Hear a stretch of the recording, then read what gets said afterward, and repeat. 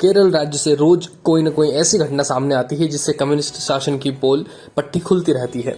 अब एक नई खबर सामने आ रही है कि केरल में इसरो से रंगदारी टैक्स की मांग की गई है। विक्रम साराभाई अंतरिक्ष केंद्र VSSP में बनाई जा रही ट्राइसोनिक पवन सुरंग के लिए भारी मशीनरी ले जाने वाली एक लॉरी को केरल के कोचुवेली में स्थानीय लोगों ने रोक लिया। इसरो की पवन सुरंग परियोजनाओं के लिए भारी वाहनों में लदे विशाल सिंटेक्स कक्ष थे। कई लोगों ने 5 सितंबर को तिरुवनंतपुरम के धुम्वा में भारतीय अंतरिक्ष अनुसंधान संगठन इसरो के लिए लोड ले जा रहे ट्रक को अवरुद्ध कर दिया था और मांग की थी कि उन्हें उतारने का प्रभार दिया जाए और नुक्कुली या गोविंग चार्ज का भुगतान किया जाए। यह केरल में एक प्रकार का प्रतिबंधित कर है जिसे मजदूर संगठन अवैध तरीके से वसूलते हैं।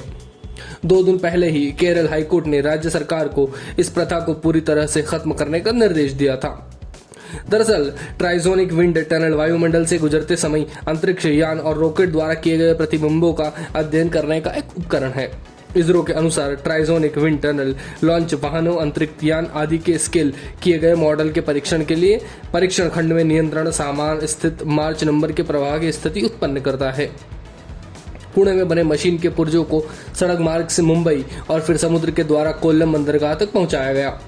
केरल के स्थानीय लोगों के अनुसार सड़क के माध्यम से लाए गए माल से उस छोटी सड़क को गंभीर नुकसान होने की आशंका थी। यह उपकरण इतना वृहद और भारी था कि इससे अपने गंतव्य तक पहुंचाने के लिए बिजली विभाग, पुलिस विभाग से लेकर अन्य सरकारी तंत्रों की सहायता लेनी पड़ी। कुछ जगह पेड़ और बिजली के तार काटे गए तो कुछ जगह मार्गों में वाहनानुसार परिवर्तन भी किए गए। इस कारण उत्पन्न हुई असुविधा से लोगों का गुस्सा भड़का।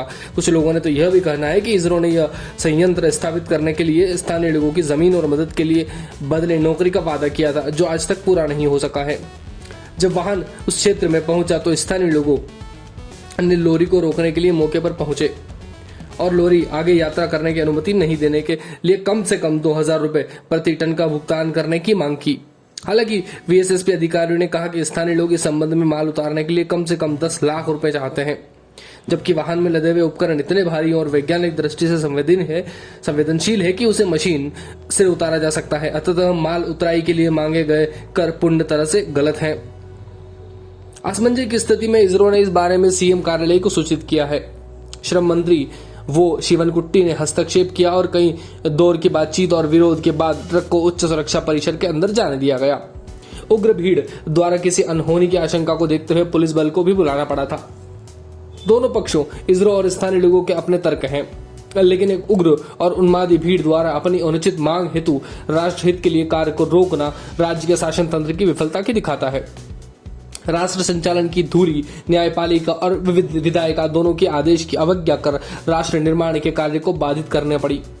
नागरिक के तौर पर आपकी विफलता को दर्शाता है। हम सभी केरल के मजदूर संगठन और राज्य सरकार के समन्वय और संबंधों से भली भांति परिचित हैं। लेफ्ट की सरकार में ये संबंध और प्रगाढ़ हो जाते हैं। इसके बावजूद मजदूर संगठनों का ऐसा बर्ताव इस प्रकरण में पिनराई सरकार की सहभागिता के प्रति आश्वस्त करता है।